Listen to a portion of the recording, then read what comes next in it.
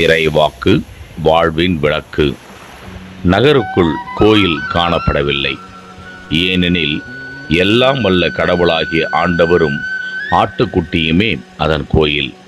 அந்நகருக்கு ஒளி கொடுக்க கதிரவனோ நிலாவோ தேவைப்படவில்லை.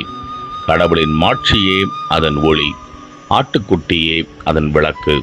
திருவெளிப்பாடு 21ஆம் அத்தியாயம் 22ஆம் 23ஆம் திருவார்த்தைகள். சுருக்க விளக்கம்.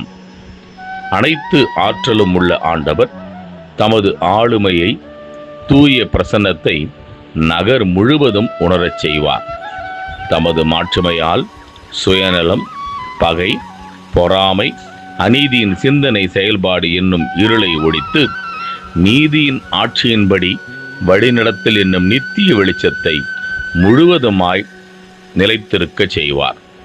அதற்கு தகுதி பெற நீதியின் வழியிலேயே எப்போதும் நடக்க முயல்வோம்.